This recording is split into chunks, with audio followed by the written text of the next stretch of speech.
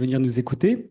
Alors moi, en fait, je vais parler des freins juridiques à l'établissement d'une BITD européenne prospère et autonome. Et pour ce faire, je vais d'abord partir d'un constat, si ça veut bien marcher.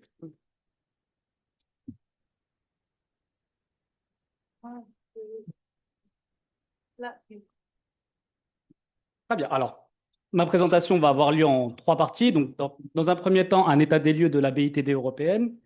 Dans un deuxième temps, on va voir comment en réalité la législation européenne, comment les textes fondateurs de l'Union européenne constituent de facto un obstacle à la réalisation de cette ambition d'avoir une BITD autonome et prospère. À travers cela, je vais m'appuyer sur un exemple en particulier, le Fonds européen de la défense, qui a été créé il y a maintenant 4 ans, et montrer qu'en fait, à travers la création de certains mécanismes, l'Union européenne défend des objectifs contradictoires. Alors, tout d'abord, partons d'un constat. La BITD européenne est extrêmement fragmentée.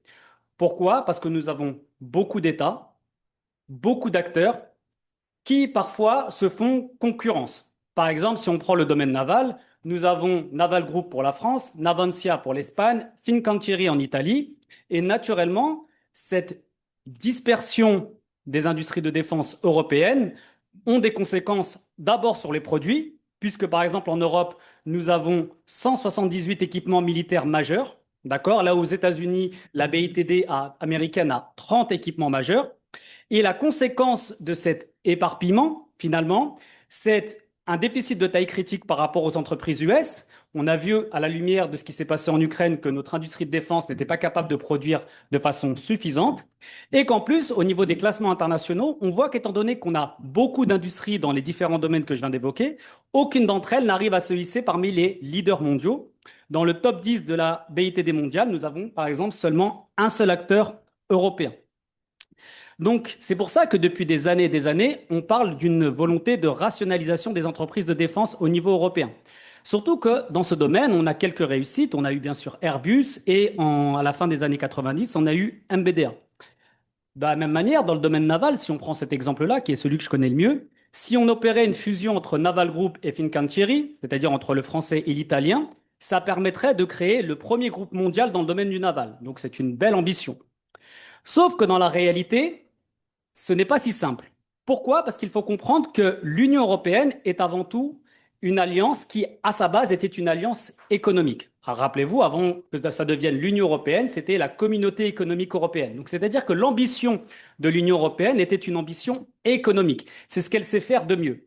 Or, cette ambition européenne, elle s'est traduite, cette ambition économique, elle s'est traduite notamment à travers un principe fondateur de l'Union européenne, c'est qu'à l'intérieur du marché unique, il y ait une libre concurrence.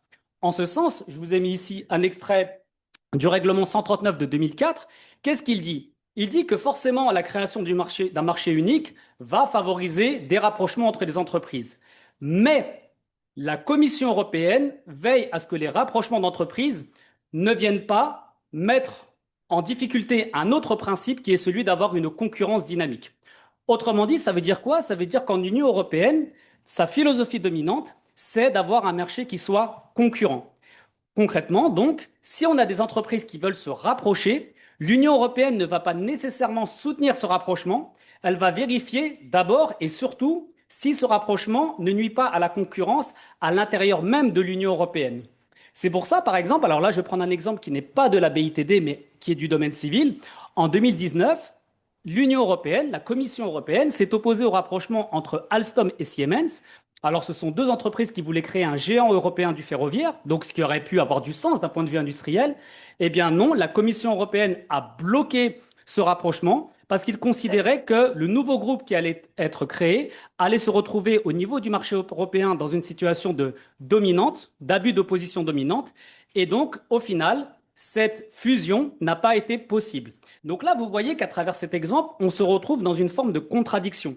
Contradiction entre des objectifs industriels, ici créer un géant européen du ferroviaire, et la logique économique de l'Union européenne, qui est celle de favoriser la concurrence et justement éviter les questions de monopole et les situations de monopole.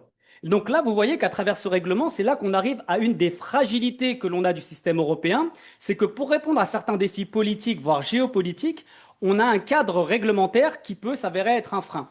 On ne peut pas procéder à toutes les fusions que l'on veut parce qu'il faut garder en tête que l'objectif premier de l'Union européenne, c'est de garantir la concurrence. Et donc, on va relativiser un peu ce que je vais dire, c'est que finalement, les oppositions de l'Union européenne au rapprochement restent finalement l'exception. Sur près de 6000 projets qui ont été présentés depuis les années 80, l'Union européenne ne s'est opposée qu'à une trentaine. Mais néanmoins, c'est quelque chose qu'il faut garder en tête, d'autant plus que là, vous avez probablement suivi, il y a quelques semaines, trois entreprises européennes, dont Leonardo, dont Thales, ont annoncé la volonté de créer un géant européen du satellite. D'accord? Donc ce projet de créer un géant européen du satellite a du sens d'un point de vue industriel, mais la difficulté que l'on a, c'est que certains acteurs européens qui ne font pas partie de ce projet, par exemple l'agence européenne, l'agence spatiale européenne, ou par exemple certaines organisations françaises qui travaillent sur le spatial, telles que le CNES, pourraient s'opposer à cette fusion. Pourquoi? Parce qu'ils considèrent que cette fusion constituerait de facto, créerait une situation de monopole et de situation de dominance sur le marché. Et ces entreprises, même si la Commission européenne y était favorable, pourraient saisir la Cour de justice de l'Union européenne en estimant que finalement, on irait à l'encontre des principes européens de libre concurrence. Donc vous voyez qu'en réalité, même si le rapport Draghi qui a été publié en 2024 appelle justement à cette rationalisation, on est encore euh, bloqué, entre guillemets, ou en tout cas prisonnier d'un cadre réglementaire qui peut interdire des rapprochements d'entreprises, quand bien même sur le plan géopolitique, quand bien même sur le plan industriel, cela aurait du sens. Donc ça, c'est la première limite qu'il faut avoir en tête quand on parle des freins juridiques à l'établissement d'une BITD européenne, c'est que le cadre réglementaire européen peut s'avérer être un obstacle. Donc on va voir avec le cas Bromo quelles vont être les suites. Si la Commission européenne d'abord donne son feu vert, il semblerait qu'elle y soit favorable, mais derrière, si la Cour de justice de l'Union européenne est saisie contre ce rapprochement, il est possible que celui-ci soit invalidé et donc l'Europe ne verrait pas, par exemple, émerger son champion du satellitaire. Alors, bien sûr, il y a la question des rapprochements que je viens d'évoquer, l'idée de créer des conglomérats, mais il y a également d'autres exemples qui montrent que le cadre réglementaire européen, au final, peut bloquer justement cette ambition européenne d'avoir une industrie défragmentée. Et pour ce faire, je vais prendre l'exemple du Fonds européen de la défense. Alors, le Fonds européen de la défense est un projet ancien qui date de la décennie 2010. L'idée, c'était de doter l'Union européenne d'un fonds spécial pour accompagner l'innovation au niveau européen. L'idée, c'était de faire en sorte que les entreprises européennes de défense collaborent, puisque pour avoir accès au financement, il faut présenter un projet conjoint avec des entreprises situées dans au moins trois pays différents. Donc l'objectif, vous voyez, c'est de favoriser les synergies, dans l'optique justement de limiter la fragmentation. C'est ce que dit justement le règlement qui établit le Fonds européen de la défense, et c'est ce qui est marqué, à réduire la fragmentation dans l'ensemble de l'Union. Donc on peut considérer qu'effectivement c'est un objectif qui est noble et un objectif qu'il faut atteindre. Sauf que dans le même temps, l'Union européenne est aussi pour ligne directrice un des principes qui est énoncé dans le TFUE, le traité pour l'Union européenne, le traité fondateur de l'Union européenne, à son article 73, qui dit l'Union vise dans le cadre de ce dispositif la promotion d'un système de marché ouvert au concurrentiel. Donc là, on arrive véritablement, là aussi, dans un problème de fond. C'est que d'un côté, on veut créer un fonds européen pour faire en sorte que, justement, on défragmente l'industrie de défense européenne, mais dans le même temps, l'Union européenne est tenue par un principe qui est de garantir un système ouvert et concurrentiel, c'est-à-dire favoriser la multiplicité des acteurs. Donc en fait, on se retrouve dans une situation un peu de en même temps, qui consiste à dire d'un côté, il faut arrêter d'éparpiller les financements, mais de l'autre, il faut qu'on ait plusieurs acteurs. Et ça s'est vu sous deux volets au moment de la création du Fed. C'est premièrement, dans le cadre du soutien aux PME. Le Fonds européen de la défense a pour objectif, et c'est dans son principe fondateur, dans son règlement fondateur, de soutenir les PME. Il faut justement soutenir nos petites et moyennes industries pour ne pas que les grands groupes puissent capter l'ensemble des financements. Mais là, on se retrouve finalement face à une difficulté. C'est que si on veut diversifier les acteurs et favoriser les PME, on retombe dans l'écueil qu'on voulait éviter, à savoir la fragmentation. Parce qu'on aide des petites PME à grandir, ce qui est une bonne chose, mais ça va à l'encontre de l'idée de réduire le nombre d'acteurs. Et ça s'est vu à travers notamment les résultats du premier appel à projet du Fonds européen de la défense et même d'ailleurs des suivants.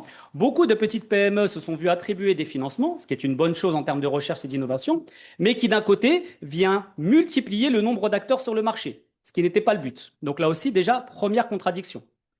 Et deuxième contradiction, quelle y a été la plus flagrante, c'est lors de l'attribution d'un financement de projet pour créer un intercepteur extra-atmosphérique.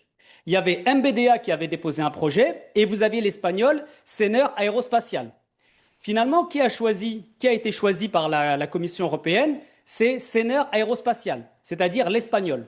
Or, en réalité, quelle était l'entreprise la mieux positionnée, celle qui avait la meilleure capacité non seulement à développer et à produire cet équipement? C'était MBDA.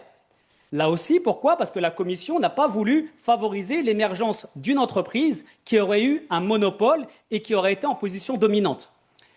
Mais MBDA, justement, va déposer à cette époque un recours devant la Cour de justice de l'Union européenne en disant mais c'est contradictoire. Pourquoi? Parce qu'elle dit là que la décision de la Commission européenne de ne pas financer le projet d'MBDA, mais de financer le projet espagnol, aboutit, je cite, à une affectation déficiente des ressources qui ne reflète pas l'expérience des acteurs de la défense européenne. Donc déjà, MBDA se considère comme étant mieux placé. Très bien. Et elle risque d'aboutir à des duplications de compétences au sein de l'Union. C'est-à-dire qu'en fait, MBDA va dire à la Commission, je ne comprends pas ce que vous faites. Vous dites que vous voulez éviter l'éparpillement, vous voulez éviter la multiplicité des acteurs, mais quand vous avez un acteur qui est bien placé, qui est déjà en position de leader dans le domaine, vous ne le financez pas, vous vous adressez au numéro 2, au numéro 3, au numéro 4. Comment cela peut-il être cohérent avec votre objectif initial de justement rationaliser les dépenses européennes? Et c'est là qu'on voit que finalement, l'Union européenne, comment dire, elle s'appuie sur des principes qui sont contradictoires. On ne peut pas avoir d'un côté une logique purement de marché, même si celle-ci a ses avantages, hein, je ne remets pas en question le principe, parce que la concurrence, on sait très bien, ça favorise l'innovation, ça favorise la baisse des prix. Mais dans le même temps, si on veut avoir une industrie de défense qui justement évite les problèmes que j'ai évités en introduction, c'est-à-dire fragmenter des capacités de production faibles, à un moment donné, il y a un choix à faire. Or, aujourd'hui, d'un point de vue des textes européens, ce choix n'a pas été encore fait. Parce qu'on essaie d'un côté de défragmenter, mais de l'autre, on veut une concurrence libre et non faussée. Et donc, tant qu'on sera dans cette situation-là, bah, finalement, on sera dans une espèce, comme je l'ai évoqué, de en même temps. On essaiera de soutenir un tel, mais on ne voudra pas trop le soutenir pour ne pas qu'il devienne dominant. Du coup, on va financer d'autres. Et donc, finalement, on va rester dans le cercle vicieux de la concurrence et des entreprises qui n'arrivent pas à se rapprocher. Alors, pour conclure, parce que je pense qu'il me reste 3 minutes, donc parfait. Il y a un autre élément, alors là, je vais être un peu plus polémique pour conclure, c'est que on parle beaucoup de l'industrie de défense européenne, mais il ne faut pas oublier que les industries de défense européennes sont avant tout des industries nationales. Ce sont des industries d'État. Et d'ailleurs, au niveau du traité sur le fonctionnement de l'Union européenne, vous avez l'article 346 qui dit quoi? Qui dit que pour les questions de défense, pour les intérêts essentiels à sa sécurité, un État, d'une certaine manière, peut contourner le principe de la libre concurrence pour ses acquisitions d'armement et se tourner vers ses entreprises nationales. Alors, d'un point de vue stratégique, individuel pour chaque État, on peut considérer que c'est une bonne chose, c'est normal. On considère que la défense étant un élément de souveraineté, on peut accorder et on doit accorder aux États une forme de préférence nationale. Sauf que dans les faits, là aussi, ça pose des difficultés. Parce que le fait de permettre justement cette exception dans les règlements commerciaux, dans les règles commerciales de l'Union européenne, ça pousse les États non pas à rationaliser les industries de défense, puisque chacun finalement cherche à maintenir coûte que coûte son industrie de défense à flot. Et là, on empêcherait, comme dirait Adam Smith, la main invisible du marché de réguler le marché et de réduire le nombre des acteurs, parce qu'on maintient avec cette disposition artificiellement, même si le terme est un peu fort, des industries de défense qui en réalité auraient plutôt tendance à se rapprocher. Et donc c'est ce que je voulais montrer à travers cette présentation, c'était de dire que en réalité, l'Union européenne a de très bonnes intentions, mais que pour l'instant, elle n'a pas encore véritablement, en tout cas dans le domaine de la défense, clarifié quelle doit être sa position. Est-ce qu'elle veut un marché ouvert, compétitif, où chacun a sa chance, ou est-ce qu'elle veut un marché où justement on a des champions européens qui sont en position dominante, mais on l'accepte parce qu'on considère que le contexte géopolitique doit nous pousser à mener cette exception. Mais là, pour l'instant, comme on le voit, on n'en est pas encore là, c'est-à-dire qu'au-delà des questions politiques, il reste en réalité des obstacles juridiques et ceux-ci sont peut-être un peu trop sous-estimés dans le débat public. Voilà, je vous remercie.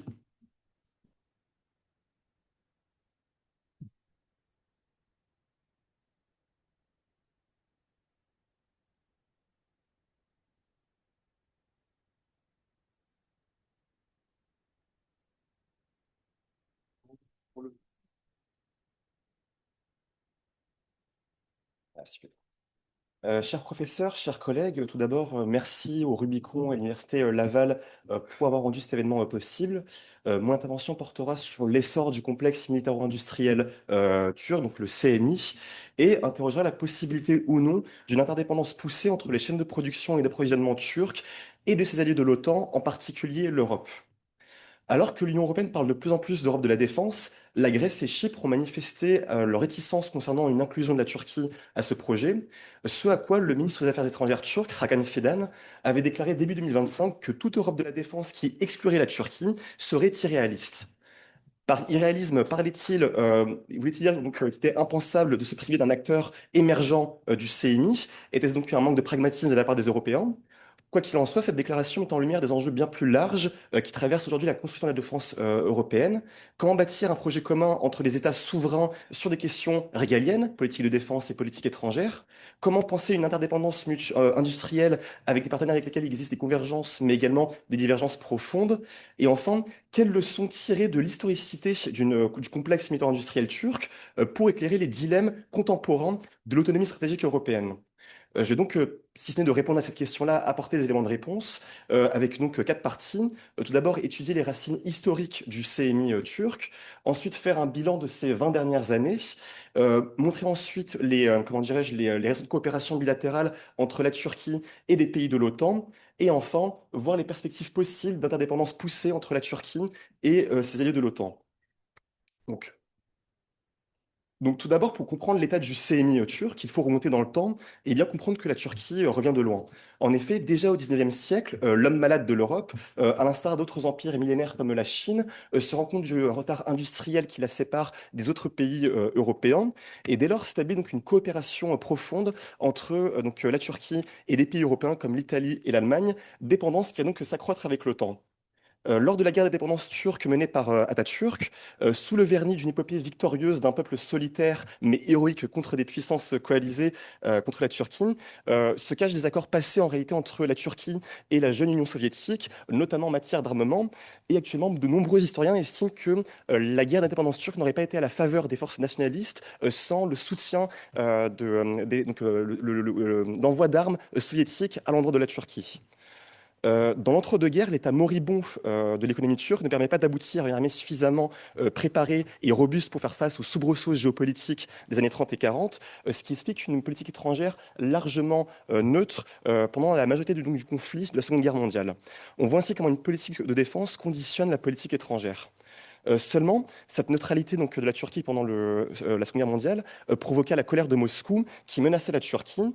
Et cette menace donc, précipita la Turquie sous le parapluie américain et elle rejoint donc, l'Alliance Atlantique en 1952. Et c'est alors qu'une intense dépendance de la Turquie vis-à-vis de l'Occident et notamment des États-Unis va donc s'établir. Et là aussi, il est intéressant de voir comment une forte dépendance en matière d'armement conditionne une politique étrangère. À l'époque, la politique étrangère turque était largement alignée sur celle des Américains. Participation à la guerre de Corée contre les forces communistes, reconnaissance de l'État d'Israël, etc. Pardon. Cependant, la Turquie allait très vite se rendre compte des problèmes que lui posait un tel niveau de dépendance. En effet, lorsque les troubles donc, débutèrent sur l'île de Chypre entre les communautés helléniques et turques, la Turquie avait songé dès les années 60 à intervenir donc, sur l'île et donc avait reçu une menace de la part du président américain Johnson qui disait que la Turquie ne serait pas autorisée à utiliser des armes américaines en cas d'invasion. Et finalement, donc, la menace de Johnson prit forme 10 ans plus tard, lorsque, à la suite du coup d'État contre le Makarios par les milices et OKB, la Turquie donc, envahit l'île de Chypre en 1974, et donc ce qui a donc poussé le Congrès américain à voter un embargo sur l'exportation des armes américaines à destination de la Turquie. Et donc, on voit finalement que la problématique à laquelle sont aujourd'hui confrontés de nombreux États européens, celle d'une dépendance à l'égard d'une puissance dominante, en l'occurrence les États-Unis, qui n'hésitent pas à mobiliser les ressorts de cette dépendance pour infléchir la politique étrangère de ses alliés, s'est imposée à la Turquie, mais 50 ans plus tard. Quoi qu'il en soit, Cet embargo donc, a été un réel traumatisme pour la Turquie. Et donc, on a pu voir donc, l'émergence d'une pensée d'autonomie stratégique en Turquie. Cependant, il faudra donc attendre les années 2002, donc avec l'arrivée donc, du pouvoir donc, de l'AKP, le Parti du développement et de la justice, cofondé par le président actuel de la Turquie, euh, qui donc avait à l'époque un programme plutôt libéral, tant sur le plan économique et politique, mais qui en même temps annonçait petit à petit l'idée qu'il fallait donc indigéniser le CMI turc. Cependant, il faut rappeler qu'à cette époque, donc dans la première décennie 2010, le contexte géopolitique et régional de la Turquie est relativement stable, mais à partir donc, des années 2010, la Turquie va systématiquement se trouver confrontée à des enjeux sécuritaires qui mettent selon elle en péril ses intérêts vitaux, guerre civile syrienne, autonomisation d'une entité politique kurde au nord de la Syrie, la reprise des conflits armés entre la Turquie et le PKK, etc., etc. Euh, et donc, on assiste donc à une réelle émergence et spécialisation du CMI turc, d'autant que la Turquie sait à l'époque que, dans certains cadres géopolitiques, ses intérêts divergent de ses alliés, notamment sur la question kurde. Et c'est à partir de ce moment qu'on peut comprendre l'un des plus grands aboutissements du CMI turc, à savoir les drones. De fait, dans les années 2000, elle devait acquérir donc, des drones Héron israéliens, mais les tensions majeures entre Ankara et Tel Aviv ont ralenti les acquisitions. Et au début des années 2010, les États-Unis donc, ont mis fin au projet d'exportation de drones Predator à destination de la Turquie, parce qu'elle estimait que la Turquie n'était pas une alliée fiable, justement sur le dossier kurde. Et c'est donc les entreprises donc, Baykar et Turkish Aerospace Industries qui vont répondre à l'appel d'offres et qui vont donc développer les drones dont on connaît aujourd'hui le succès. En effet, les drones ont reçu une couverture internationale en raison de leur efficacité sur différents théâtres de guerre contre le PKK, les YPG et les groupes terroristes islamistes en Syrie et en Irak, également en Libye contre les forces du maréchal Haftar et contre la milice Wagner, également contre les Arméniens lors de la guerre du Haut-Karabakh entre l'Azerbaïdjan et l'Arménie, et encore plus récemment par l'armée ukrainienne au début de l'invasion russe massive de 2022. Cependant, les drones ont occulté les autres développements de la Turquie en matière d'armement. Or, il me semble important de rappeler que l'industrie de défense turque a connu un essor multidimensionnel, mobilisant des compétences pour des véhicules blindés, des navires de guerre, des hélicoptères, etc. Ainsi, elle est passée donc d'un taux d'indigénisation d'à peine 20% en 2002 à presque 80% en 2025. Au cours de la même période, elle est passée donc du troisième pays le plus grand importateur d'armes au 14e pays exportateur d'armement. Et enfin, dernière donnée donc, macro, 7 entreprises turques de défense ont intégré en 2020 la liste des entreprises de défense les plus prestigieuses au monde. Donc Havelsan, Roketsan, Haselsan, Tusash, FNSS, STM et BMC. La raison pour laquelle je mobilise donc, ces données macroéconomiques et industrielles est la suivante, c'est qu'en Europe, lorsqu'il se pose la question donc, de l'autonomisation des CMI donc, européens, on met en avant donc, les limites structurelles de ces pays qui sont généralement des puissances moyennes. Or, la Turquie, qui est également une puissance moyenne et qui a une économie, disons, en berne actuellement, est parvenue à développer un CMI donc, robuste, même si, bien sûr, comment dirais-je, des fragilités persistent.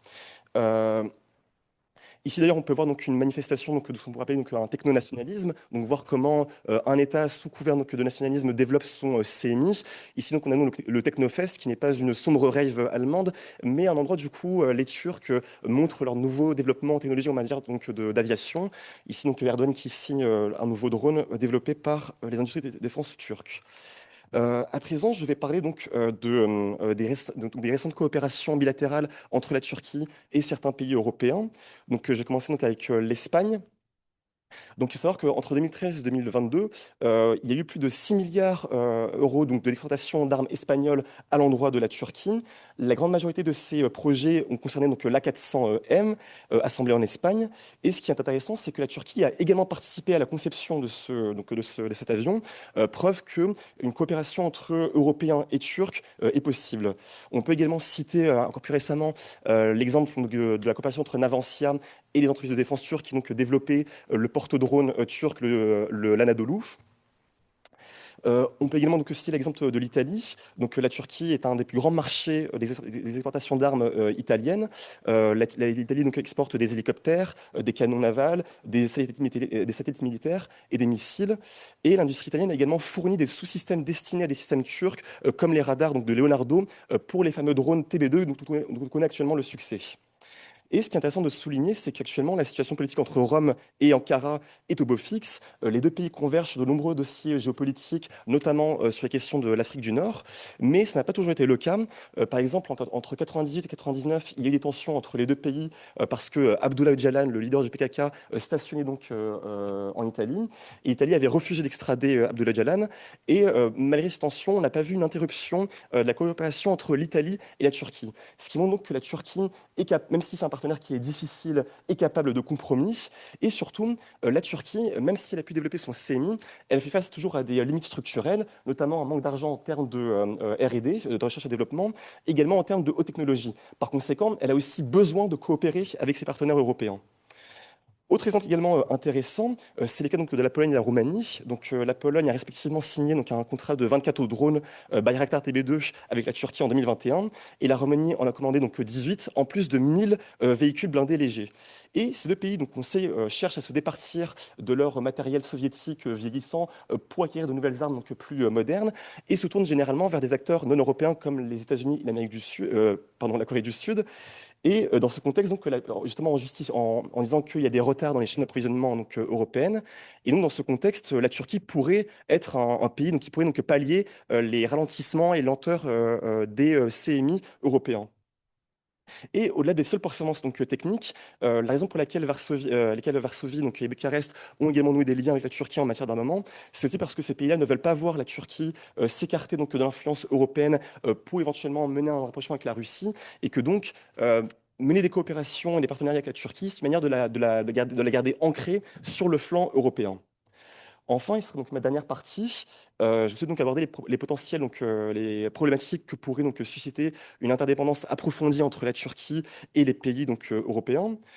Tout d'abord, de nombreux commentateurs ont fait remarquer que la Turquie, depuis au moins une décennie, a une trajectoire de puissance que parfois jugée contraire aux intérêts de l'OTAN, et que donc l'associer à un projet d'autonomisation de la défense européenne pourrait lui conférer un levier de pression en cas de divergence sur la façon de mener la politique étrangère. Les exemples les plus souvent cités sont donc les réticences de la Turquie face à l'adhésion de la Suède et de la Finlande, ou encore plus récemment, ou pas plus récemment, mais l'attitude parfois jugée ambiguë de la Turquie vis-à-vis de la Russie. J'ai déjà eu l'occasion dans plusieurs travaux de remettre en question et de relativiser l'importance donnée à ces événements. Tout d'abord, sur le veto turc par rapport à la Suède et la Finlande, il faut bien comprendre que ce n'est pas une tactique pour la Turquie donc de freiner l'OTAN, mais tout simplement de réaffirmer son importance, son appartenance pardon, dans l'organisation militaire. Et de fait, elle a ratifié l'adhésion de la Suède et de la Finlande dès lors que ces pays-là ont rempli les exigences turques, notamment par rapport à l'extradition de dissidents kurdes en Finlande et en Suède. Et sur l'attitude dite trouble de la Turquie vis-à-vis de la Russie, moi je la qualifie de pragmatique et de prudente. Et d'ailleurs, elle ne date pas de l'AKP ou d'Erdogan, mais elle date d'au moins depuis la fin de l'URSS, où la Turquie et la Russie ont eu des liens économiques très forts, sans que forcément cela se traduise par une convergence politique profonde. Et à ce titre, on a vu que la Turquie a fourni des armes à l'Ukraine, des drones notamment, mais également des missiles et des munitions, et que sa dépendance économique vis-à-vis de la Russie n'a pas infléchi cette politique d'exportation. Euh, Pourquoi je dis cela? Eh bien parce que si l'Europe approfondissait sa coopération avec la Turquie, s'il venait à y avoir un conflit entre la Russie et l'Europe, je pense qu'il est certain donc, que la Turquie ne restera donc à distance d'un tel conflit. En revanche, si des coopérations donc, et des partenariats étaient donc établis avant un potentiel conflit entre la Russie et l'Europe, la Turquie respectera ses engagements, et ce pour une raison très simple, parce que comme je viens de le dire, la Turquie a une économie qui est actuellement en difficulté en raison de son inflation, et donc elle a tout intérêt à exporter ses armes à des fins de profit économique.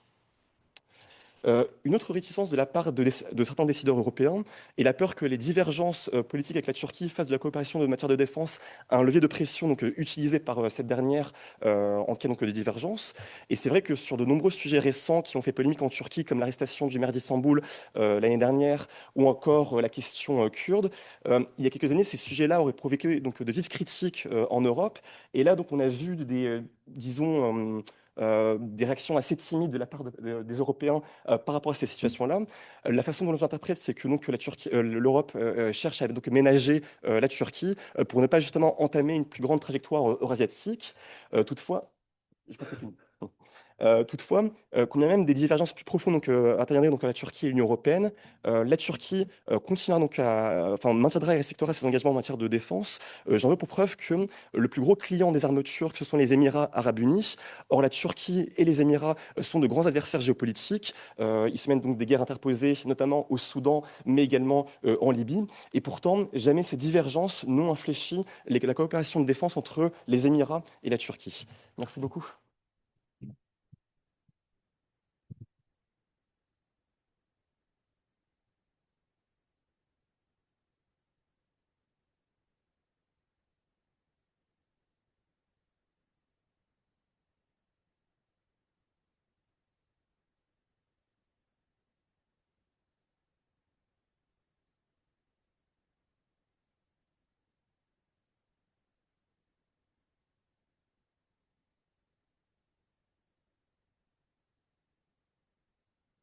Bonjour à tous.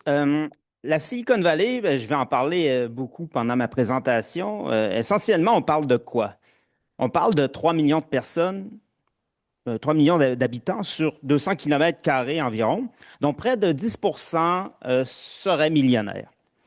Et ça, c'est le centre de gravité mondial de l'innovation à l'heure actuelle. Et ces élites-là cochent toutes les cases du pouvoir dominant au sens que lui en aurait donné Bourdieu.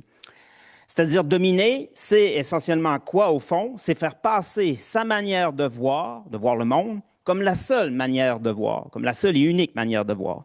Et philosophiquement, ils se présentent fièrement comme les porteurs, pas de réforme politique, mais d'un changement de civilisation, et il faut les prendre au sérieux lorsqu'ils s'expriment.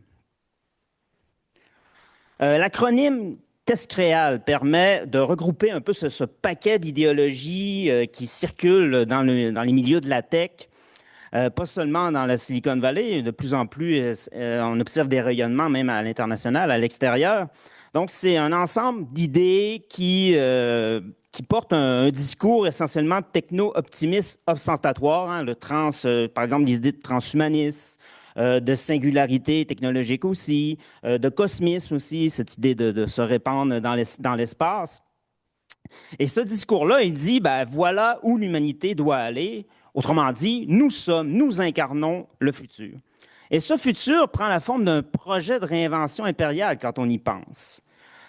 Tellement au fond, juste à regarder la place du mot conquête partout dans cette idéologie-là. On parle constamment de nouvelles frontières, frontières biologiques, génie génétique, les implants humains augmentés, frontières numériques, intelligence artificielle, cloud, supercalculateur et dernièrement aussi frontières galactiques. Et là, ici, oubliez le Groenland. Hein? Le Groenland, c'est insuffisamment ambitieux. Là, ce qui compte, l'objectif, c'est l'expansion hors de la Terre, donc la colonisation de Mars. Ce discours-là, il est connu. Ce qui est nouveau, toutefois, c'est que certaines de ces grandes figures de proue, de ces grands entrepreneurs, ont fait le plongeon dernièrement, dans les dernières années, et ils le font de plus en plus, dans les débats concernant les enjeux géopolitiques. Eric Schmidt, par exemple, je nomme quelques noms, mais ex-Google, Alex Karp de Palantir, Palmer Luckey de Anduril, Sam Altman aussi de OpenAI de plus en plus, sans vous oublier bien sûr Elon Musk. Et tous se font passer à leur heure hein, comme des espèces de visionnaires de la défense. Ils pensent pouvoir disrupter un secteur qu'ils jugent sclérosé, engourdi par la bureaucratie. Je donne un exemple. Anduril, l'automne dernier, fait la démonstration d'un nouveau missile. Le missile en question s'appelle le Barracuda. Sa caractéristique, c'est un missile de croisière, de portée intermédiaire, donc c'est un peu comme le Tomahawk, même si ses performances sont moindres. Mais toujours est-il qu'il coûte 10 fois moins cher à fabriquer et ils peuvent le faire également en 2 fois moins de temps. Donc, qu'est-ce que la disruption veut dire? C'est essentiellement représenté par cet exemple-là.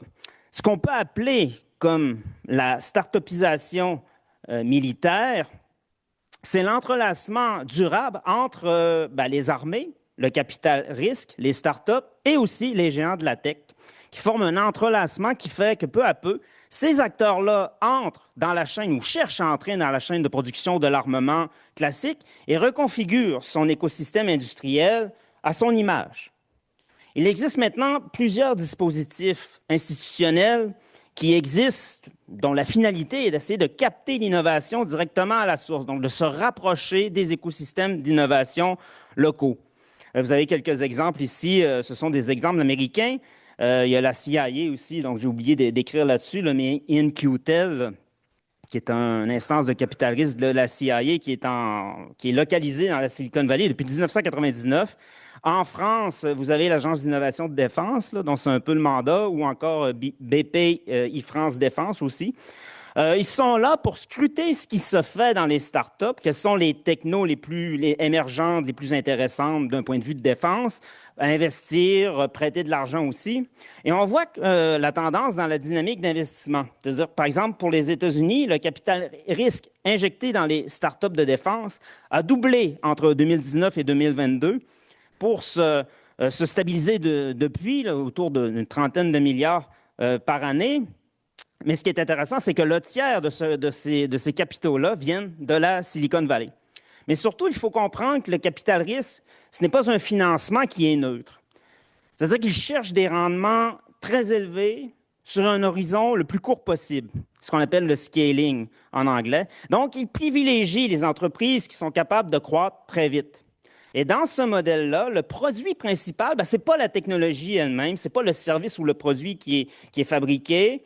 Ce n'est même pas non plus la rentabilité immédiate, les profits. Non, ce qui est important, ce qui est déterminant, c'est la montée, c'est de faire monter la valorisation de l'entreprise parce que c'est ce qui va lui permettre de générer des retours financiers pour les investisseurs. Alors, on peut se questionner sur l'alignement avec cette logique de spéculation, cette espèce de pari sur le futur et sur les conséquences de la dépendance à des acteurs privés de la sorte. Parce que si on dit que la puissance militaire dépend d'abord des semi-conducteurs, des data centers, dont, soit dit en passant, 70% de la capacité des data centers sont situés aux États-Unis, et d'algorithmes d'intelligence artificielle, eh bien, tout ça échappe largement au contrôle des armées et des gouvernements, y compris du gouvernement américain. L'Ukraine sert souvent de démonstrateur dans les débats. Vous avez là des exemples d'usage massif de drones, bon marché, low cost, attrition très élevée, des cycles d'innovation très, très raccourcis, quelques jours, quelques semaines. Et c'est vraiment une différence fondamentale par rapport à ce qu'on peut observer dans l'industrie de l'armement conventionnel où les cycles d'innovation peuvent s'étaler même parfois sur des décennies. Et l'idée aussi qu'on se rapprocherait d'une forme de transparence du champ de bataille. Mais il est loin d'être certain que ces leçons ou ces retours d'expérience-là qui sont propres au théâtre ukrainien soient transposables tels quels dans une autre guerre. Par exemple, si on voit autant de drones, c'est peut-être aussi, on peut émettre l'hypothèse, mais c'est peut-être aussi parce que les belligérants ne peuvent plus vraiment faire autrement. C'est-à-dire qu'on observe en Ukraine aussi un phénomène de démécanisation, c'est-à-dire la désagrégation de la capacité mécanisée de manœuvre en raison de l'attrition trop élevée. Autrement dit, les belligérants ont perdu leurs moyens blindés pour être en mesure de monter des offensives, des percées, des exploitations, etc., ce qui les oblige à trouver des compensations par une hypermodernisation. Et c'est là que vous voyez arriver les drones ISR, drones kamikazes, boucles de ciblage accélérées par l'IA. C'est aussi là qu'entre en jeu ce que j'appelle une politique des futurs. Vous avez des exemples ici là, de start-up dont la valeur a beaucoup augmenté depuis 2022, là, depuis le début de l'invasion en Ukraine. Par exemple, dans le cas de Palantir, sa valeur boursière a bondi de 2000 % depuis l'invasion de l'Ukraine. Et vous avez aussi sur cette diapo-là, vous voyez, en fait, 2025 est l'année record d'apparition de nouvelles licornes dans le monde, là, de start-up qui sont spécialisées en matière de défense. Bref, il y a plusieurs acteurs essaient actuellement stratégiquement d'influencer et parfois même de manipuler la manière dont les autres imaginent les guerres de demain, autant les gouvernements que les armées que le public. Et ces promoteurs de futurs imaginés affirment leur autorité professionnelle en utilisant des technologies qui sont, pour le commun, pour le public en général, qui sont opaques, donc on a du mal à saisir comment ils fonctionnent, on a du mal à les expliquer, donc ils restent peu accessibles au public et même aux militaires eux-mêmes. Et cette opacité-là, dans ce contexte-là, devient une espèce d'outil de pouvoir. Parce que seuls les initiés, entre guillemets, peuvent parler légitimement, maintenant, de à quoi ressemblera la guerre et comment on pourra la gagner. Et le résultat, c'est que la vision dominante qui s'impose fait des entreprises de la tech qui sont centrées sur le logiciel, des acteurs plus décisifs que les capacités centrées sur le matériel, et suggère que c'est là justement qu'il faut investir, que c'est inévitable. Donc, l'autonomisation, l'automatisation sont des futurs inévitables, alors que finalement, on n'a aucun moyen de savoir réellement s'ils ont raison ou pas. Dans son dernier livre, que je recommande d'ailleurs chaudement, le sociologue Anthony King explique que l'intégration de l'intelligence artificielle, ce n'est pas juste une question technologique, de modernisation technique. Pour lui, c'est une nouvelle configuration sociale qui transforme en profondeur la façon dont les armées fonctionnent. Il faut comprendre que ces entreprises du secteur tech ne livrent pas des plateformes clés en main qui se mettraient à fonctionner toutes seules. Donc, vous avez seulement à les installer, à poser l'infrastructure et ensuite, ça continue de fonctionner d'elle-même. Elles apportent surtout du logiciel, oui, mais des données et de l'expertise surtout. Et ce n'est pas quelque chose, ça, que l'on peut installer une bonne fois pour toutes. Ça doit être ajusté en continu au contact des opérations. Ça veut dire avec des mises à jour constantes, des corrections, des révisions, du raffinement des logiciels. Et la conséquence, c'est qu'on voit alors des data scientists, des programmeurs, des ingénieurs civils travailler au quotidien de plus en plus main dans la main avec les militaires, au cœur même des dispositifs de conduite des opérations pour tirer parti de l'IA. C'est ce qu'on a observé en Afghanistan, en Irak, et c'est ce qui s'observe aussi en Ukraine. Donc, la course à l'IA ne mène pas d'abord un scénario à la Terminator. Elle a beaucoup plus de chances de provoquer une transformation organisationnelle historique, c'est-à-dire un assemblage, et je suis toujours avec King, un assemblage hybride public-privé, civilo-militaire, un complexe militaro-tech au sens de King, qui remplacerait le complexe militaro-industriel que nous connaissons tous et qui détient un peu la promesse de recomposer entièrement les armées, leurs compétences, leurs doctrines et leurs concepts d'emploi. Les armées, aujourd'hui, s'appuient très largement sur le secteur de la tech parce que sans lui, elles ne pourraient tout simplement pas développer des capacités crédibles en IA. Et il est impossible de dissocier l'IA de l'écologie unique qui l'a produit, c'est-à-dire la Silicon Valley. Alors, l'enjeu consiste à essayer de reproduire cette écologie-là pour faire exister l'IA dans son organisation. Et là, le décalage entre les moyens publics et privés est frappant encore une fois. En 2023, les investissements du Pentagone en recherche sur l'IA ne représentaient qu'une fraction. En fait, c'est moins de 3 % de l'effort total de R&D qui est porté par les géants de la tech. Donc, on parle beaucoup d'autonomie stratégique et de souveraineté technologique, mais la question au demeure, comment on peut atteindre ces objectifs-là dans un contexte de dépendance aussi forte? Dans le domaine de l'IA, le rythme de développement est tellement rapide qu'il devient difficile, et ça même pour un programmeur, même pour un ingénieur, même pour un informaticien, d'anticiper exactement ce que les logiciels pourront faire, même si c'est dans un an seulement. Alors, ça renforce d'autant plus une dépendance structurelle. C'est-à-dire l'armée n'achète pas simplement un outil, elle s'inscrit dans une relation durable avec des fournisseurs qui maîtrisent totalement le cycle d'innovation et les compétences.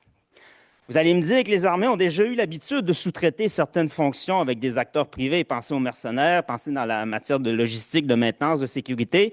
C'est vrai. Mais avec l'IA, on change quand même de nature. Parce que les entreprises technologiques ne restent plus à la périphérie. Elles participent directement à la production de capacités opérationnelles nouvelles. Donc, l'État n'est plus le seul maître à bord. Et ce niveau de privatisation-là, il est sans précédent dans la période contemporaine. Par exemple, Anthony King rappelle que par certains aspects des configurations historiques où des acteurs privés portaient une part substantielle de la capacité militaire, par exemple dans la Compagnie des Indes orientales au 19e siècle, ou encore le recours au mercenariat par les monarchies européennes du 17e et 18e siècle pour mener leur politique extérieure, encore une fois, on dépendait d'acteurs privés. Mais c'est du jamais vu depuis aujourd'hui, selon sa thèse. Mais la question que je voudrais poser maintenant, c'est plus de m'intéresser un peu à la compatibilité entre l'importation des pratiques ou des logiques du monde de la tech et l'identité militaire comme telle. Parce que le cœur de la spécificité militaire, c'est le combat. C'est l'usage organisé de la violence légitime. Ce qui est le plus valorisé dans l'institution, c'est tout ce qui renvoie à la figure du guerrier, c'est-à-dire le commandement en opération, les déploiements extérieurs, l'expérience du feu. En clair, dans l'institution, l'avancement de la carrière, donc tout le système de promotion est intimement lié à l'accumulation de ce qu'on pourrait appeler un capital combattant. Et là, j'emprunte le concept à la sociologue Christelle Coton.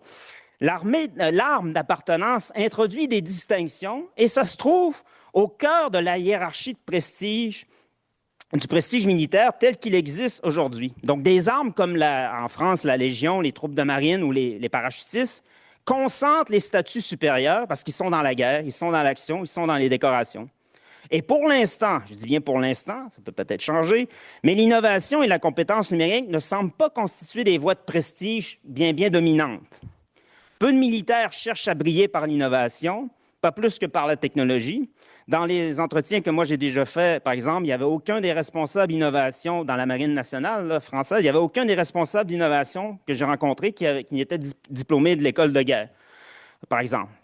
Autrement dit, pour le dire vite, l'innovation attire encore peu, ou en tout cas, elle n'est pas perçue comme attirant peut-être les meilleurs profils ou les gens qui ont les ambitions de carrière les plus élevées. J'ai fini? Très bien, je vais m'arrêter ici. Merci tout le monde.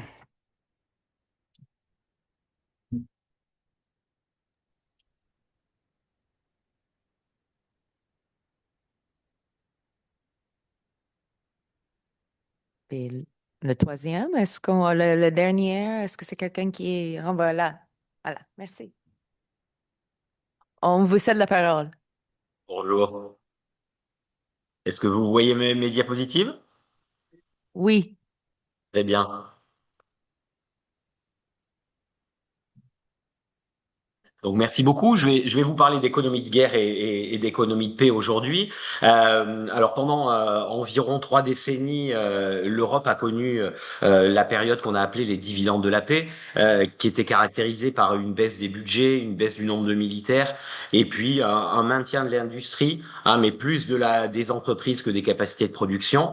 Et comme l'ont rappelé beaucoup d'intervenants, hein, depuis 2022, on a eu un changement géopolitique très important. Et finalement, dans ce contexte, l'expression économie de guerre est revenue. Elle s'est imposée en France et un peu partout.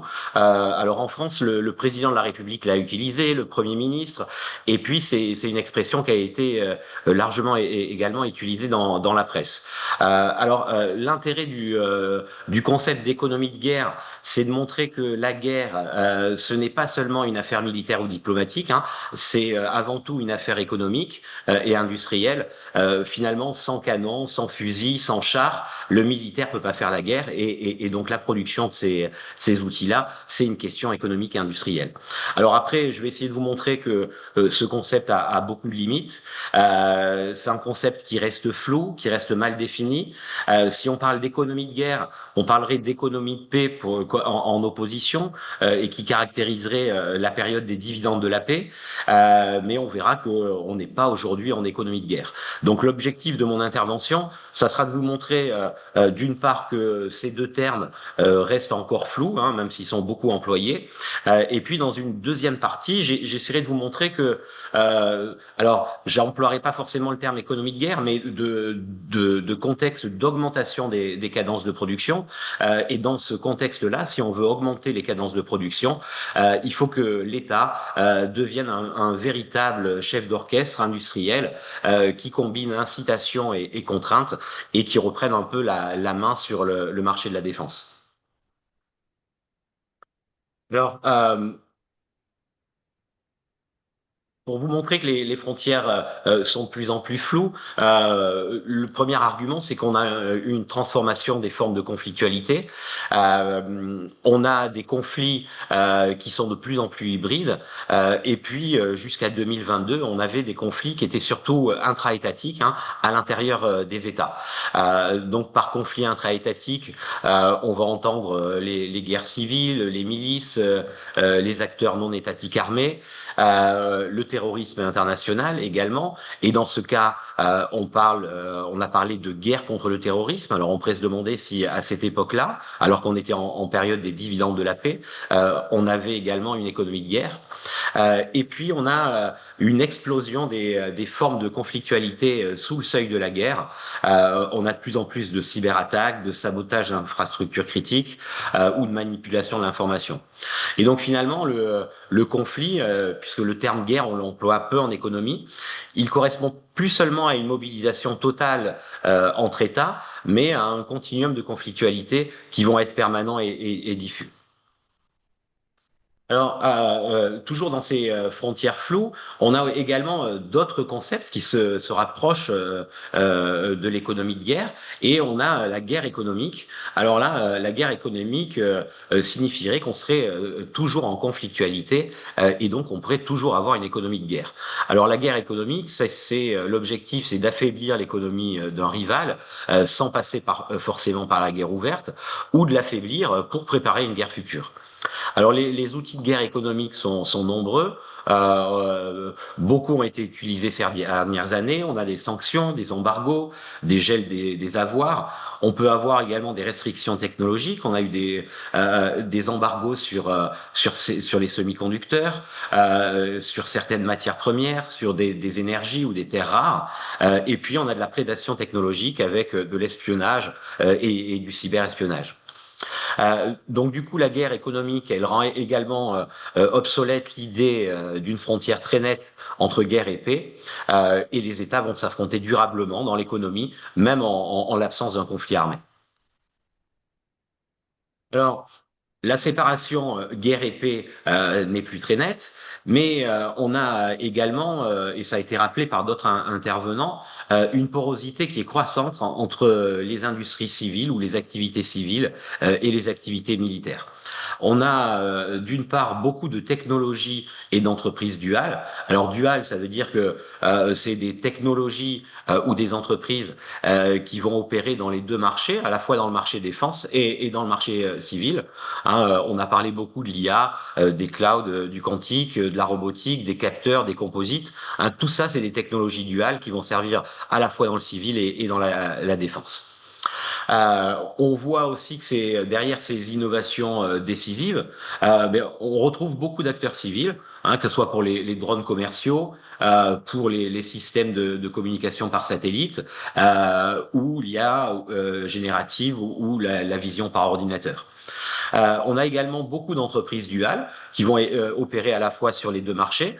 Alors, on a des entreprises qu'on appelle les pure players. Hein, en France, là, tout à l'heure, on a parlé de Naval Group. Donc, Naval Group fait 100% de son activité dans la défense, comme MBDA. Mais d'autres entreprises, comme Airbus, Thales, Safran ou Dassault, sont des entreprises qui vont avoir une activité à la fois dans les défenses et dans le civil. Et puis, hein, ça a été rappelé par l'intervenant précédent, on a un rôle croissant des grandes entreprises, des big tech, dans le domaine de la défense. Donc, l'économie de guerre contemporaine, finalement, va faire appel à de plus en plus d'acteurs civils. Et puis, le dernier argument qui rend les frontières floues, c'est que l'économie de guerre, elle se prépare en période de paix, et elle va influencer l'économie très longtemps, et même en économie de paix.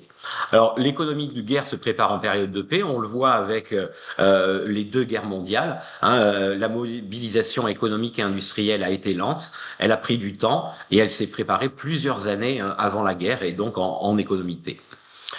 L'économie de guerre, elle va également aussi influencer dans le futur l'économie de paix.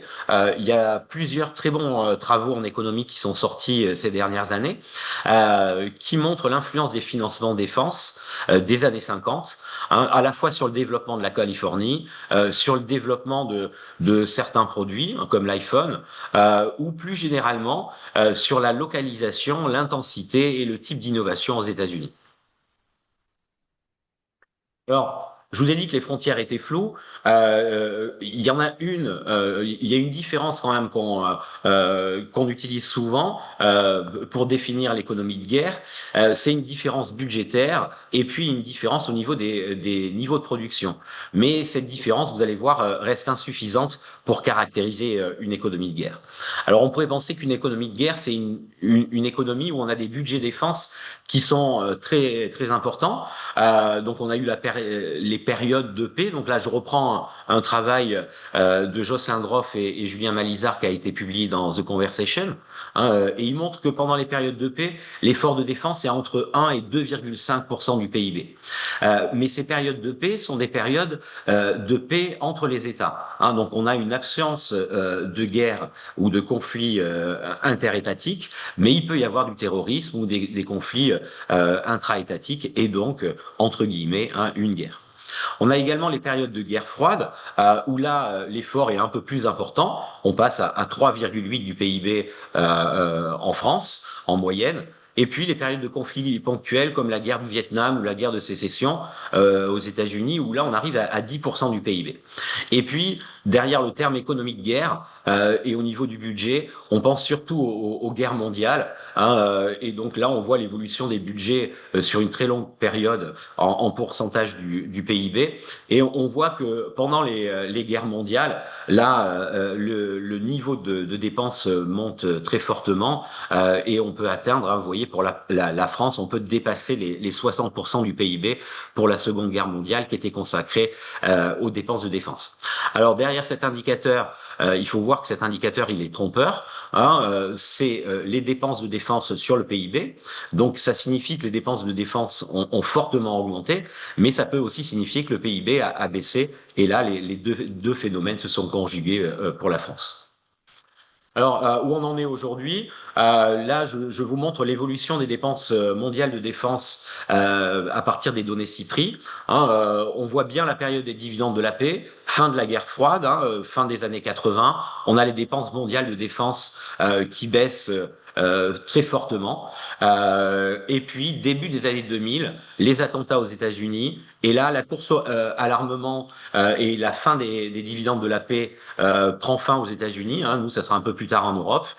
Et on a à nouveau une augmentation très sensible des dépenses de défense. Et on voit que déjà depuis 2007 ou 2008, on a dépassé le niveau de dépenses qu'on avait pendant la guerre froide et qu'aujourd'hui, hein, on est parti dans une course à l'armement et qu'on est à des niveaux de dépenses bien supérieurs.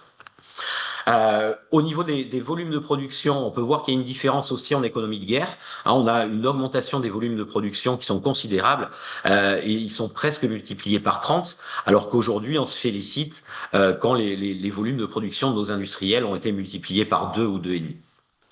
Alors, assez rapidement, hein, je vais faire ma deuxième partie. Ce que je voudrais vous montrer, surtout, c'est que dans une période où on a besoin d'augmenter la production, d'avoir plus de matériel, la performance, elle dépend pas forcément des budgets. On parle beaucoup de budget aujourd'hui au niveau européen ou au niveau de l'OTAN, mais quand on analyse les guerres passées ou les mobilisations passées, on voit que l'organisation, la coordination compte plus que les volumes financiers. Alors, l'État, pendant ces périodes-là, reprend la main, hein, ne laisse pas la main au marché. Donc, on a vu tout à l'heure le cas européen. Bon, on peut se poser des questions. Comment il va reprendre la main sur ces industries? Mais généralement, un État mélange à la fois des incitations et des contraintes. Alors, les incitations, ça peut être tout d'abord des commandes garanties et des engagements pluriannuels. Hein, sans une demande crédible, le chef d'entreprise, l'entreprise de défense va avoir un risque commercial. Elle va pas se lancer à produire des canons si on lui commande pas dans quelques années et si le conflit se termine. Donc c'est à l'État et au pouvoir public à prendre la responsabilité et le risque et s'il considère qu'il y a un risque, à passer des commandes. Alors, à côté de ces commandes, on l'a vu, hein, c'est une solution qui apparaît souvent dans la presse et dans les rapports officiels, mais il y a tout un tas d'autres techniques qui ont été utilisées et qui sont peu analysées. Alors, on a également l'État, comme incitation, peut donner des facilités de financement ou financer directement des usines et les donner clés en main aux industriels. Il peut également mettre en place une fiscalité favorable à l'investissement. Donc ça va réduire le coût du capital pour les entreprises et ça va les inciter à augmenter leur capacité de production. Et puis dans ces périodes-là, on voit que la R&D, la recherche est déterminante, et donc le public, l'État, doit financer et développer une R&D publique massive. Et dans ce cas-là, cette R&D va se faire dans les laboratoires publics par des financements de programmes ou des financements d'entreprises. Et puis, on a parlé de l'Europe tout à l'heure. Qu'est-ce qui se passe en économie de guerre quand on a un besoin de mutualisation ou quand on est en coalition? Mais là aussi, hein, il faut accepter dans une coalition que la spécialisation augmente. Tout ça pour avoir plus d'efficacité, réduire les boulots d'étranglement. Donc, il faut accepter que certains pays produisent certains matériels, le transfèrent à d'autres, que d'autres financent cette production. Mais là encore, ça va poser des problèmes parce que une des spécificités de la défense, c'est d'avoir un impact économique important dans le pays où la production se réalise. Et puis, pendant les périodes de guerre, on voit aussi l'État qui met en place des contraintes très fortes, avec d'une part une planification et la mise en place d'agences de direction industrielle. Alors, planification, ça peut vous donner une idée d'un monde soviétique, hein, mais même dans les livres d'économie sur l'économie de la défense aux États-Unis, hein, on pense que l'économie de la défense, c'est de la planification. Il reste 2 minutes. Vous avez 2 minutes. J'aurai terminé dans 2 minutes. On peut également avoir des priorités légales. Pendant ces périodes, finalement, on a une forte augmentation de la demande de matériel militaire. Et si l'offre n'augmente pas, cette augmentation de la demande va se traduire par une augmentation des prix.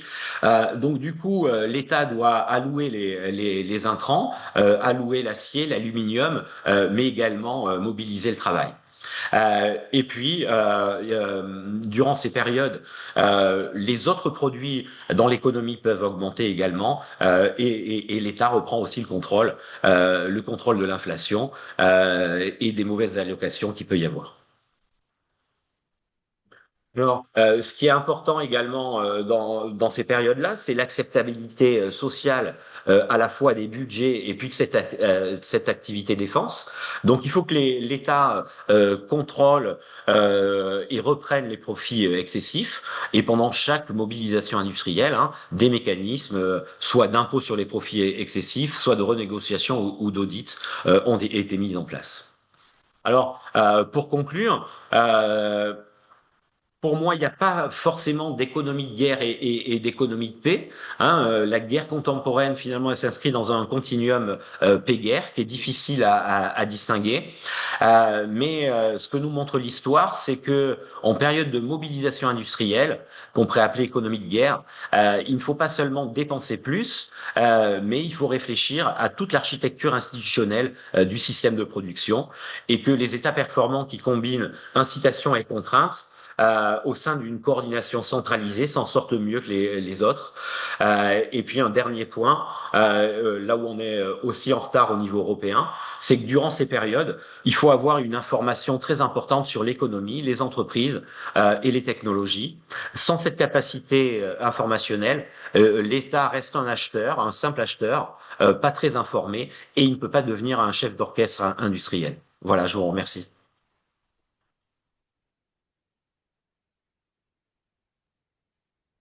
Alors, merci beaucoup à nos panélistes. Moi, je prends mon pouvoir de modération de poser une première question ouverte là, aux panélistes et par la suite, on va ouvrir à la public.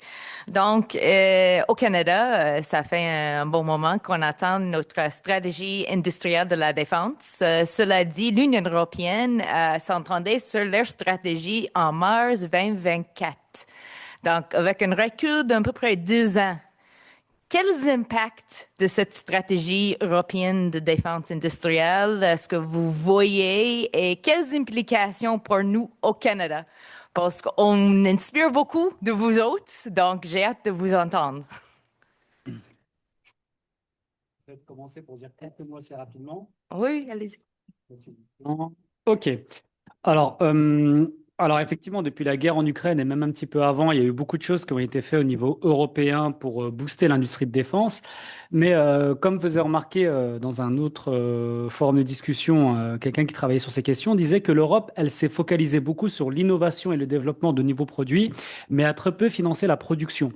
Or, ce qui fait qu'aujourd'hui, on a énormément de dispositifs. J'ai parlé tout à l'heure du Fonds européen de la défense pour illustrer, mais on a beaucoup de dispositifs pour justement stimuler l'innovation, faire que justement on ne décroche pas d'un point de vue technologique. Mais néanmoins, là où il reste encore un angle mort, même si certaines choses ont été faites sur certains dispositifs, notamment le dispositif ASAP pour les munitions, on a encore une grosse lacune sur la production. Et donc ça, malheureusement, ça nous mène à une certaine difficulté, puisqu'il y avait un très très bon article qui était sorti sur Foreign Affairs il y a quelques mois qui disait que entre la Chine et les États-Unis, au-delà du gap technologique entre les deux concurrents, la Chine avait un gros avantage, c'est sa capacité de production. C'est-à-dire que si demain on rentre dans une guerre de haute intensité et sur la durée entre les États-Unis et les Chinois, ben en fait la Chine, ce sont eux qui ont les chantiers navals pour pouvoir réparer les navires et en produire de nouveaux. Sachant que les Américains, on le voit avec AUKUS, sont dans une capacité de saturation.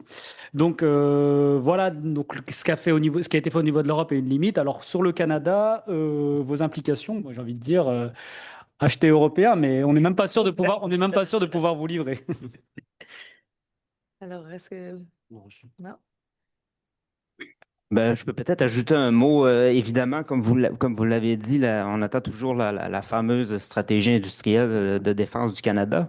Mais j'ai l'impression, mais c'est une impression, hein, je peux peut-être me tromper, mais j'ai l'impression que ça va ressembler peut-être à au document du gouvernement fédéral du Canada publié, ce qui s'intitule La stratégie canadienne sur la capacité de calcul souverain pour l'intelligence artificielle. Et si vous lisez bien cette déclaration-là, le contenu, l'idée, c'est vraiment de doter le Canada de supercalculateurs, de superordinateurs, donc qui soient propriété du Canada, fabriqués au Canada, pour alimenter la recherche scientifique. Donc, l'élément principal, c'est vraiment pour alimenter la recherche scientifique, pour les besoins en recherche scientifique au Canada. Et il y a un volet aussi industriel. Et il parle très, très peu de défense. Mais le problème là-dedans, et j'imagine que ce sera probablement la même chose pour la stratégie industrielle de défense, c'est que on ne mentionne, on ne dit à peu près rien sur le comment. Je veux dire, si on parle de souveraineté canadienne, on peut bien dire oui, on va fabriquer un super ordinateur, mais on va prendre quelles données? On va faire comment pour stocker ces données-là? Et j'ai l'impression que ce sera la même chose parce que pour développer des pôles d'écosystèmes d'innovation nationale au Québec, au Canada, vous avez vu un peu tout à l'heure les budgets que ça commande. C'est des budgets, c'est des sommes pharaoniques. Donc, j'ai un peu de mal à voir, et c'est toujours le même problème. On a besoin d'avoir les chiffres, la quantité d'investissement, concrètement, comment ils vont s'appliquer. J'ai l'impression que ce sera un peu la même chose. On n'aura pas le comment. On va avoir beaucoup d'objectifs, mais sur le comment réaliser ça, je veux dire, je pense pas qu'on va commencer à expliquer comment aller poser des câbles de fibre optique transocéaniques pour remplacer les équipements américains. Bon. Oui, Monsieur Belin? Oui. Oui, alors il y a un de vos intervenants qui a rappelé tout à l'heure hein, que le cadre juridique, c'était que chaque État est libre d'acheter. Donc c'est peut-être ce qui freine. Hein. c'est que la politique européenne, finalement, on a une politique de recherche, mais pas forcément de politique industrielle et une politique d'achat. Moi, je vous inciterai à pas forcément prendre exemple sur l'Europe, hein, peut-être prendre exemple sur la France. Ou sur les États-Unis. Je pense que ce qui manque, ce que j'ai essayé de vous montrer, c'est qu'il faut qu'il y ait un pouvoir fort quand même, et qu'il faut qu'on maîtrise le domaine et qu'on ait une information. Il n'y a pas forcément de pouvoir fort au niveau européen, et il y a une divergence d'intérêts. Ce qu'il faut bien voir, c'est que il n'y a pas de. Alors on dit en ce moment que sur certains domaines, les Français seraient les meilleurs, sur d'autres, les Allemands seraient les meilleurs.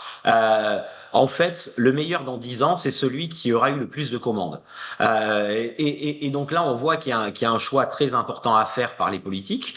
Et puis ce choix-là va également impliquer des impacts économiques. Dans le pays qu'on aura choisi pour produire, ça va créer de la richesse, de l'emploi, de l'activité. Donc là, il y a tout un arbitrage à faire entre les pays qui n'est pas fait. Et puis là où je vous dis de prendre exemple peut-être sur la France et les USA, c'est de développer en fait des agents spécialisés et beaucoup d'informations sur le domaine. En France, on a la DGA. Aux États-Unis, ils sont aussi beaucoup plus développés. Et je vois qu'aux États-Unis, il y a une production d'informations statistiques ou d'informations sur les entreprises, sur les budgets, sur leur capacité de production, leur capacité d'innovation. Et sans ces informations-là, je ne vois pas comment le politique peut décider. Donc, il faut vraiment produire ces informations-là. Oui, monsieur. Oui, merci beaucoup. Merci aux membres du panel, très intéressant. Ma question est pour M. Munger. Vous avez mentionné que le prestige militaire était toujours lié au capital combattant. Je dois avouer que je suis assez d'accord avec vous, mais je pourrais mettre peut-être un élément d'explication. Vous avez certainement entendu parler là, du concept de guerre de 4e génération. Bon, et certains disent qu'on serait peut-être même à une 5e génération. Moi, je pense que l'enjeu, c'est que même si on était à une 5e génération de combattants, il y a encore des combattants de première génération qui sont sur le terrain. Et c'est pas parce que vous êtes de la 5e génération que vous allez remporter contre le combattant de la première génération qui utilise encore, par exemple, des armes très rudimentaires. Alors peut-être que ça pourrait expliquer là, pourquoi peut-être les militaires restent attachés au capital combattant, mais j'aimerais vous entendre là-dessus. Merci beaucoup. Ben oui, en fait, votre question est tout à fait pertinente et ça me fait penser aussi, je ris en y pensant, mais c'est difficile de ne pas rire en y pensant, mais Pete Exit, le secrétaire à la guerre américain, lorsqu'il parle de reviriliser l'armée américaine, de recentrer l'éthique sur la figure du guerrier et tout ça, je veux dire, en même temps, quand on regarde les considérations de la guerre moderne, je veux dire, est-ce que c'est vraiment si important que ça d'avoir un combattant qui va super bien réussir dans son parcours du combattant, qui va faire des poids et tout ça, alors qu'en Ukraine, vous avez le combattant le plus efficace sur le plan tactique en ce moment, c'est un jeune de 18 ans qui va peser 40 kilos mouillés et qui va exploser des gens qui, justement, font des pompes toute la journée. Je veux dire, il y a cette question-là. Et aussi, il y a un exemple, je trouve intéressant par rapport à votre question. Ça me permet de rebondir là-dessus. Mais il y a un nouveau navire aux États-Unis qui a été mis en service, qui s'appelle le Combat Littoral Ship, qui est très high-tech. Au départ, ils avaient une commande pour en fabriquer plusieurs. Maintenant, c'est quelques dizaines. Il y en a très peu. Ils ont arrêté la production. Mais toujours est-il que c'est un navire en taille qui se rapproche un petit peu d'une frégate moyenne. Sauf que dans ce cas-là, vu qu'il est hyper high-tech, il nécessite le tiers d'un équipage d'une frégate. Et en même temps, le temps qu'il faut pour former cet équipage-là au contrôle, à apprendre l'environnement du navire, toutes ses fonctionnalités, ça prend 3 fois plus de temps qu'un équipage conventionnel. Et en plus, ils doivent sélectionner sur le volet, vraiment faire une sélection pour aller chercher les marins qui sont les plus expérimentés. Ils ont des cotes là, de qualification, alors ils doivent avoir la cote la plus élevée. Donc, en même temps, pour faire fonctionner ces objets de haute technologie-là, vous avez nécessairement, mécaniquement, l'obligation de modifier les opérateurs humains qui ont à le faire. Seulement, ça, je veux dire, c'est une question matérielle, c'est une question peut-être stratégique, géopolitique, mais j'ai l'impression que du point de vue de l'institution militaire, pour l'instant, j'ai l'impression que cette perception-là, moi, je la sens pas. Je la sens pas. Mais en même temps, c'est peut-être toute la configuration de la carrière militaire professionnelle telle qu'elle est faite, c'est la manière d'avoir des promotions.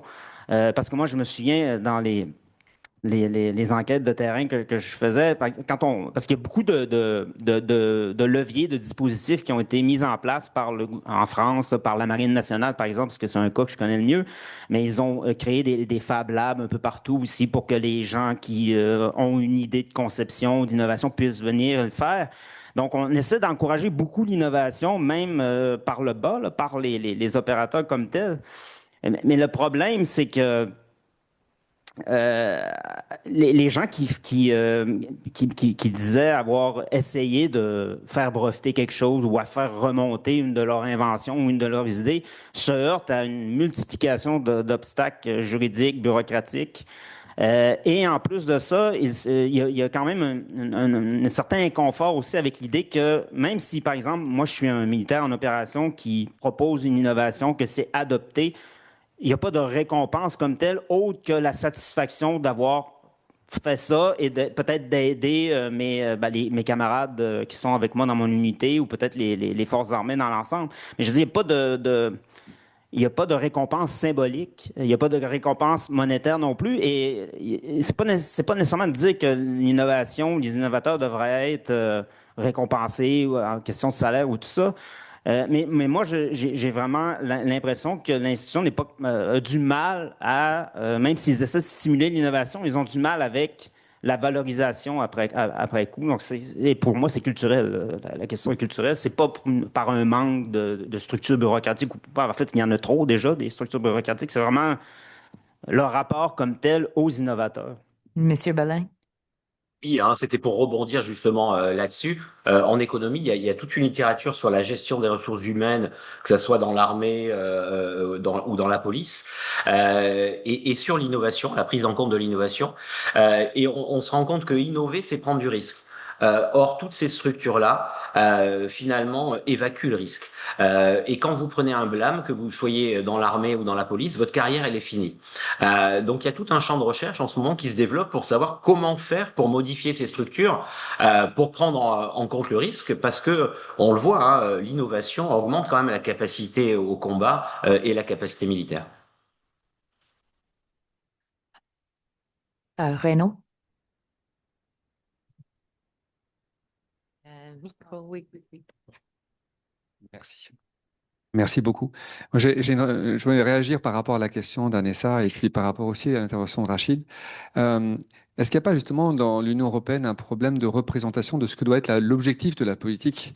Parce qu'en fait, on voit bien que l'autonomie stratégique, qui est une notion quand même très liée à la défense, est un élément qui est un élément de souveraineté, enfin de l'institution souveraine, et qui représente aussi des objectifs. Donc ici, en fait, il y a des contradictions, et je pense que pour le Canada, ça va être le problème aussi, c'est qu'on a parfois des objectifs contradictoires, comme tu l'as souligné dans ton intervention, Rachid, mais qui suppose aussi de choisir pourquoi en fait on fait des choses, parce que si on fait du protectionnisme, finalement, c'est peu efficace, et souvent l'argument de souveraineté est un élément pour cela. Mais parfois, il y a des éléments structurants de la sécurité nationale qui font qu'on peut mettre l'accent justement sur quelques objectifs qui dérogent aux règles communes. Mais ça suppose de les choisir.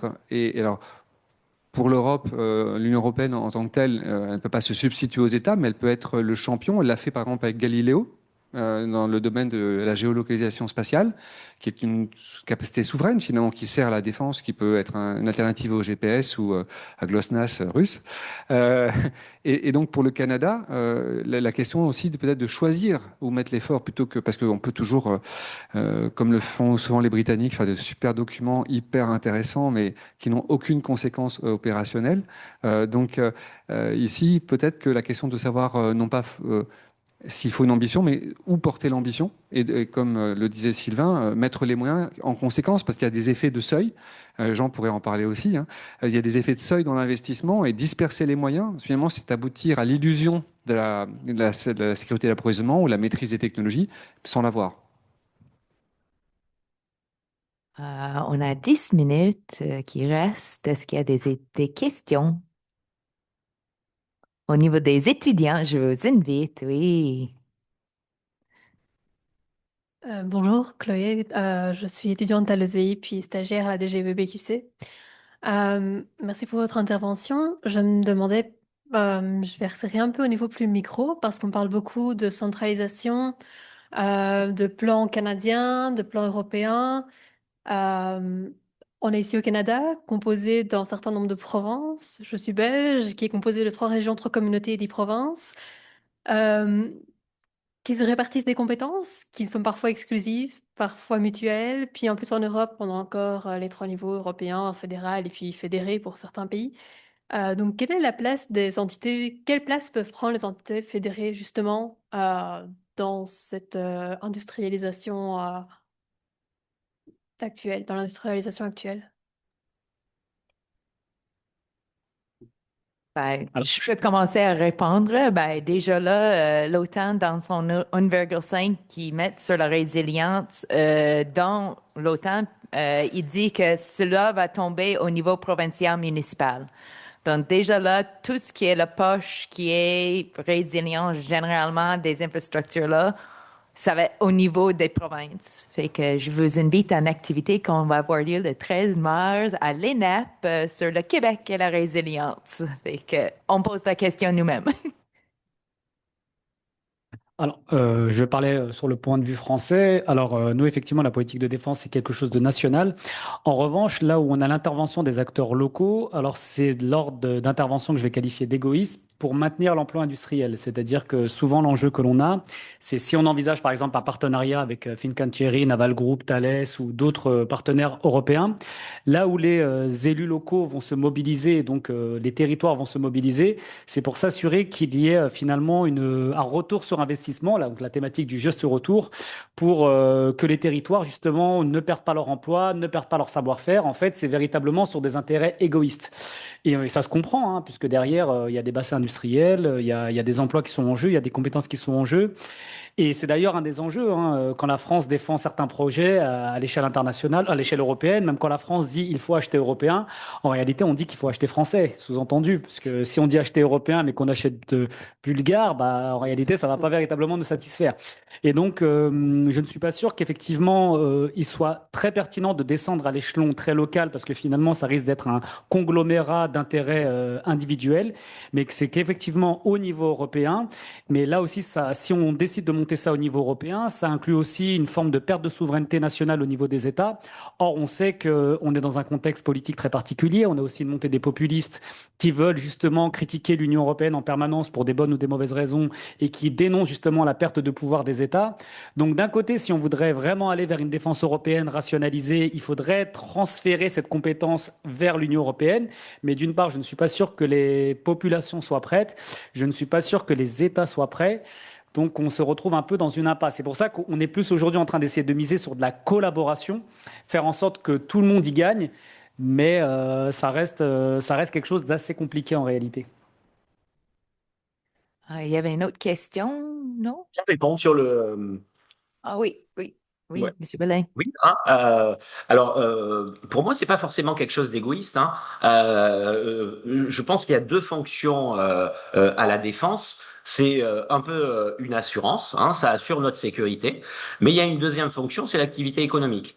Or, si on partage tous le fardeau ou le budget de la défense, on va tous profiter de la sécurité, mais il faut aussi tous qu'on profite de l'impact économique et de l'activité. Donc c'est pour ça que je pense qu'il faut qu'il y ait un partage ou une compensation à un moment donné. Et d'ailleurs, ça a été pensé au niveau européen, hein, c'est le principe du juste retour, mais qui marche pas bien. parce que ce juste retour, il est fait programme par programme. Il n'y a pas forcément de compensation, hein, c'est plus un partage par programme. Donc là, c'est peut-être là ce qui est mal fait, mais je trouve que c'est très bien de publier pour chaque décision dans la défense l'impact économique régionalisé, localisé, hein, aux États-Unis. Dès qu'un plan est fait dans la défense, on sait combien il va créer d'emplois en Californie ou dans les autres États, et ça permet le débat politique. Est-ce qu'il y a des autres questions? Dernière, oui.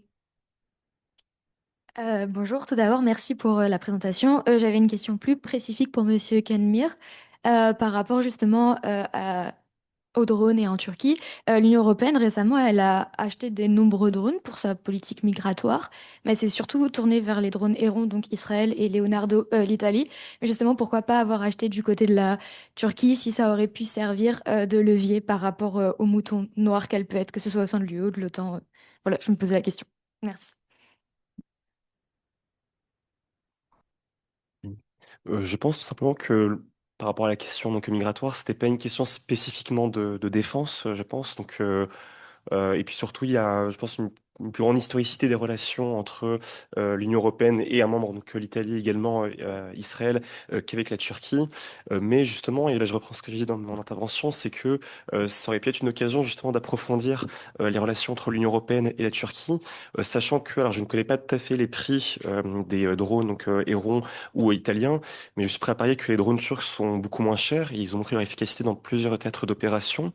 Maintenant, récemment, il y a eu un accord passé entre Baykar, donc l'entreprise qui produit les Bayraktar TB2, et Leonardo pour produire en fait c'est un nouveau, en Italie un nouveau drone, donc le TB3, non pas le TB2. Donc peut-être que là, ce sera l'occasion de enfin donc d'introduire le drone via sa production dans l'espace européen et peut-être éventuellement l'exporter davantage dans l'Union européenne. Donc voilà. Alors, oh oui, il y a une autre question.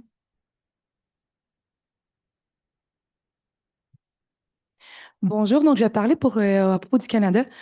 Donc, moi, ce que je me demande, c'est on achète des technologies qu'on va former nos membres des Forces armées canadiennes dessus. On va donner des cours sur justement des appareils qui sont contre les drones et tout.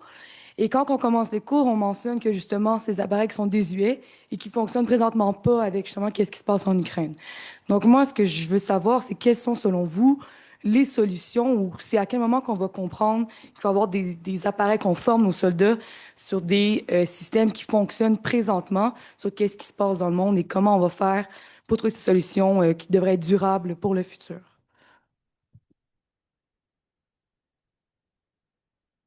Je vais prendre la question. Je pense que la question met un peu en tension peut-être deux logiques contradictoires qu'il peut y avoir là-dedans. C'est-à-dire, pour une armée qui est en situation de combat, ce qui est important, comme vous le dites, c'est pour les opérateurs, c'est d'avoir des technologies qui sont fiables, qui sont robustes, qui vont durer dans le temps, qui ne manqueront pas, là, qui ne risquent pas d'arriver en panne et tout ça. Parce que la règle, la norme dans une situation de haute intensité de combat, c'est qu'il n'y a aucune incertitude, on est dans le chaos. Donc, on veut des choses qui fonctionnent bien. Et le problème avec les nouvelles technologies, même si elles apparaissent très, très rapidement, c'est que là, on en arrive au risque d'avoir une guerre qui fonctionne par prototype. C'est-à-dire, on construit toujours des prototypes avec des boucles d'innovation de plus en plus rapprochées.